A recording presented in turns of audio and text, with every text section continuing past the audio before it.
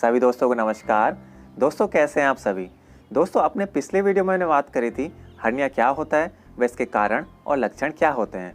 इस वीडियो में मैं बात करने वाला हूं हाईटेल हर्निया के बारे में। साथ के साथ समझेंगे वो कौन कौन से योगासन हैं जिनको करके आप हाईटेल हर्निया को ठीक कर सकते हैं। लेकिन दोस्तों सबसे पहले समझते हैं हाईटेल हर्निया होता क्या है। दोस्तों हमारे शरीर में एक मसल होती है जिसको हम डायफ्राम बोलते हैं। ये मसल हमारे लंग्स के ठीक नीचे होती है और इस मसल का कार्य होता है श्वसन में मदद करना। दोस्तों इस मसल में एक छिद्र होता है जिसे हम हाइटस बोलते हैं। दोस्तों जब हमारा पेट का जो ऊपरी हिस्सा है वो इस छिद्र यानी कि हाइटस से के माध्यम से ऊपर हमारी छाती में प्रवेश कर जाता है तो उस अवस्था को हम हाईटेल हर्निया बोलते हैं। दोस्तों अगर इसके लक्षण की बात करें तो हाईटेल हर्निया में सीने में दर्द, सीने में जलन, पेट में दर्द होता है। साथ के साथ उल्टी और मतली की भी जो समस्या होती है वो उत्पन्न होती है। कभी कभी ऐसा होता है जब आप खाना खाते हैं तो आपको लगता है कि जो आपका जो भोजन है वो वापस आपकी भोजन नली में आ रहा है। दोस्तों इसके कारणों की अगर बात करें तो हाईटेल हर्निया 50 वर्ष से अधिक आयु के लोगों को होने की संभावना ज़्यादा रहती है। इसका कारण ये है कि जब उम्र बढ़ने लगती है तो हमारी जो डायफ्राम मसल है वो कमज़ोर होने लगती है। साथ के साथ जो हमारी उदर है उसकी जो मांसपेशियां हैं वो भी कमज़ोर होने लगती है। या साथ के साथ दोस्तों अगर आप ऐसे किसी कार्य में इन्वॉल्व हैं या कर रहे हैं जिसमें जो है आपकी पेट की मांसपेशियों पे लगातार दबाव बना हुआ है तो भी हाईटेल हर्निया होने की संभावना रहती है।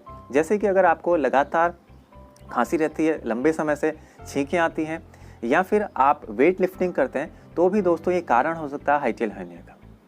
दोस्तों चलिए देखते हैं वो कौन कौन से योगासन हैं जो कि हाईटेल हर्निया में को ठीक करने में मदद करते हैं। तो दोस्तों पहला आसन है ऊर्ध्वमुखा जानु शीर्षासन। इस आसन के लिए दोनों पैरों को आपको सीधे कर लेना है।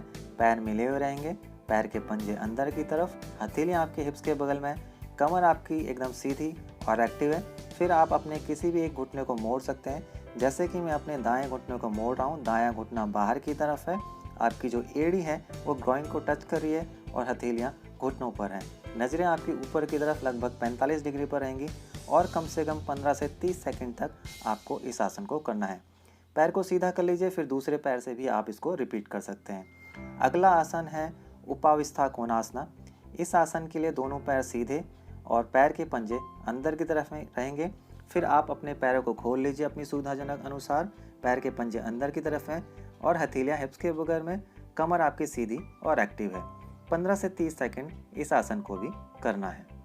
थोड़ी देर इस स्थिति में बने रहने के बाद पैरों को वापस ले आइए। अगला आसन है आपका सेतुबंध आसन। सेतुबंध आसन के लिए आपको कमर के बल आ जाना है और आरामदायक स्थिति में आप लेट जाइए। दोनों घुटनों को मोड़ लीजिए। फिर आपको अपनी जो है एड़ियों को पकड़ना है अपने दोनों हाथों से। अगर संभव है तो एडजस्ट कर लीजिए अपने आप को। श्वास लेते हुए अपनी कमर को ऊपर उठाना है, अपनी कमर को सपोर्ट करना है अपने दोनों हाथों से और फिर धीरे धीरे दोनों पैरों को सीधा कर लीजिए। 15 से 30 सेकंड तक इस आसन में भी आपको बने हुए रहना है। अगला जो आसन है वो है तड़ासना। तड़ासना के लिए दोनों पैरों को मिला लेना है, अपनी उंगलियों को इंटरलॉक करना है और श्वास लेते हुए अपने हाथों को ऊपर की तरफ ले जाना है और हथेलियां आपकी बाहर की तरफ रहेंगी। फिर अपनी हाथों को जो है बाहर की तरफ स्ट्रेच करना है जितना आप स्ट्रेच कर सकते हैं। 15 से 30 सेकंड तक इस आसन में बने हुए रहना है और धीरे धीरे अपने हाथों को नीचे ले आना है। ये एकदम सरल तड़ासना है। अगला आसन है त्रिकोणासन।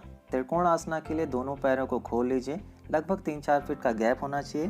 दोनों पैर के पंजे एक सीध में हो, हथेलियां आपकी कमर पर, बाएं पंजे को बाहर निकालिए 90 डिग्री पर, दाएं पंजे को थोड़ा सा अंदर कर लीजिए। नाभि आपकी सामने की तरफ रहेगी। श्वास लेते हुए दोनों भुजाओं को एक सीध में लाना है और श्वास छोड़ते हुए आपको बाईं तरफ झुकना है। धीरे धीरे अपने बाईं हथेली को नीचे की तरफ ले जाइए। दाएं हाथ आपका ऊपर, दाएं हाथ का हथेली जो है सामने की तरफ रहेगी। नज़रें आपकी दाईं हथेली पर है। इसी स्थिति में आपको 15 से 30 सेकंड तक बने हुए रहना है और फिर धीरे धीरे आप वापस आ सकते हैं। भुजाओं को नीचे ले आइए, पैरों को सीधा कीजिए और पैरों को मिला लीजिए। अगला आसन है पार्श्वकोण आसन। पार्श्वकोण आसन के लिए दोनों पैरों को खोल लीजिए। 3-4 फीट का गैप रहेगा। दोनों पैर के पंजे एक सीध में होंगे। हथेलियां आपकी कमर पर है। अब बाएं पंजे को बाहर की तरफ 90 डिग्री पे ले जाइए। दायां पैर का पंजा अंदर की तरफ, नाभि आपके सामने की तरफ है। श्वास लेते हुए दोनों भुजाओं को ऊपर ले जाइए एक सीध में। श्वास छोड़ते हुए आपको बाएं घुटने को मोड़ना है और बायां हाथ आपका जमीन पर जाएगा। दाएं जो भुजा है वो आपके दाएं कान के बगल पर और नजरें आपकी दाएं हथेली पर रहेगी। इसी स्थिति में आपको कम से कम 15 से 30 सेकंड तक बने हुए रहना है। अगर आप इस तरह से नहीं कर सकते हैं तो आप अपनी बाएं भुजा को अपने बाएं थाई पर भी रख सकते हैं। श्वास लेते हुए ऊपर की तरफ आना है। श्वास छोड़ते हुए आपको भुजाओं को नीचे ले जाना है। पैरों को सीधा कर लीजिए, पैरों को मिला लीजिए। तो दोस्तों, हाईटेल हर्निया होने पर कुछ अन्य सुझाव भी हैं, जैसे कि आप भोजन वही करें जो आसानी से पच जाएं। ऐसा भोजन ना करें जिसको पचाने में आपको समस्या हो, जैसे उड़द की दाल, राजमा या फिर अन्य भोजन। अन्यथा आपको गैस की समस्या उत्पन्न होगी और जिससे पेट की मांसों पर दबाव बनेगा, जो कि हाईटेल हर्निया के केस में ठीक नहीं होता है। भारी वजन ना उठाएं। फल व रेशेदार सब्जियों का प्रयोग करें ताकि जो है आपको जो मल निष्कासन है उसमें सुविधा ना हो। अगर ज़रूरत पड़ती है तो कभी कभी आप फास्टिंग भी कर सकते हैं। तो दोस्तों, ये थी कुछ बातें जिनका आपको ध्यान रखना है। उम्मीद करता हूँ दोस्तों ये वीडियो आपको पसंद आया होगा, तो कृपया से लाइक कीजिए, ज़्यादा से ज़्यादा इसे शेयर कीजिए अपने फेसबुक और व्हाट्सएप ग्रुप पे, क्योंकि दोस्तों इससे मुझे मोटिवेशन मिलता है इसी तरह के यूज़फुल वीडियो बनाने के लिए। मेरे साथ अगर बने रहना चाहते हैं तो कीजिए चैनल को सब्सक्राइब। मिलते हैं अगले वीडियो पर, तब तक के लिए गुड बाय।